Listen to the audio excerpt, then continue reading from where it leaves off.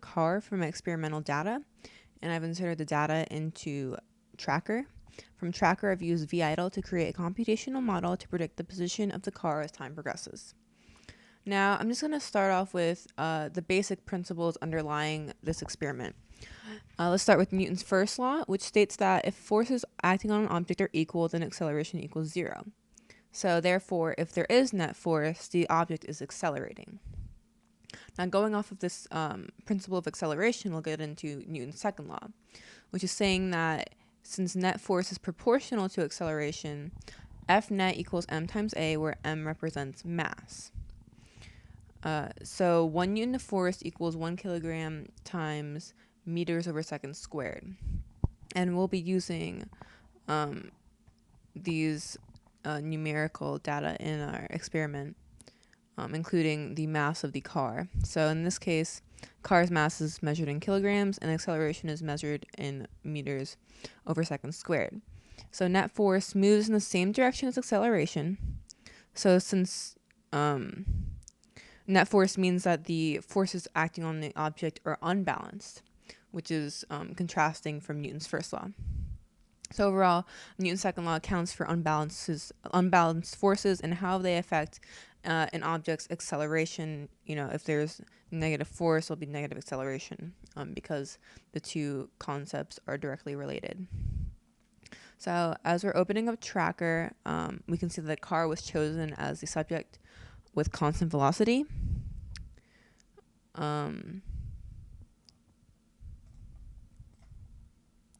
So the car is moving to the left in the negative x direction. So the center of mass was selected in the center of the car, and each diamond follows each frame of movement.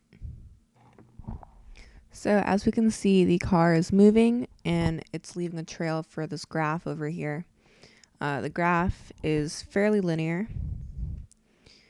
It shows a time versus position data, and we'll use this data to compare with the computational model created in VIDLE, and we'll move to that now. So opening up Python, and we're opening up a basic lab start file. We just change code as needed. So first thing we change is the mass of the object in kilograms, because we're using SI units here.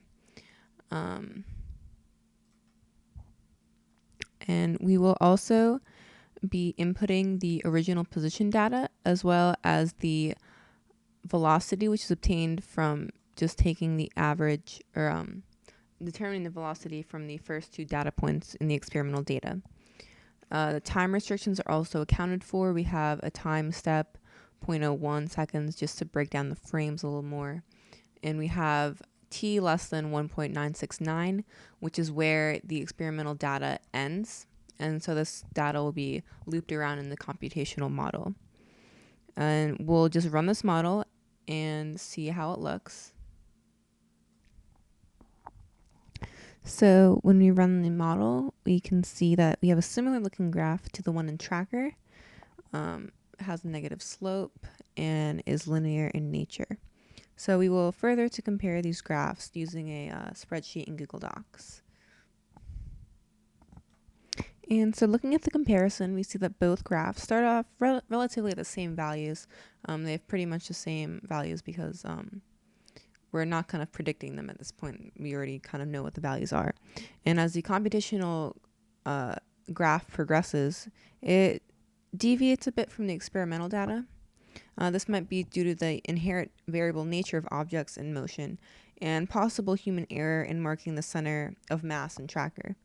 But overall, the graphs seem to have similar appearances. Any deviation is minor, very small.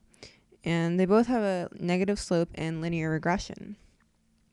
So relating this back to Newton's second law with net force, we can tell right away that net force is not 0 because the car is accelerating at this point.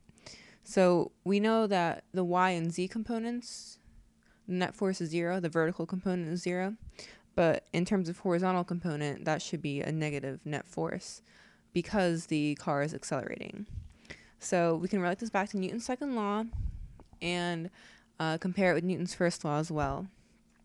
And we can see that the experimental data and computational data model pretty well the Newton's second law, and they provide us a good example for future experimentation.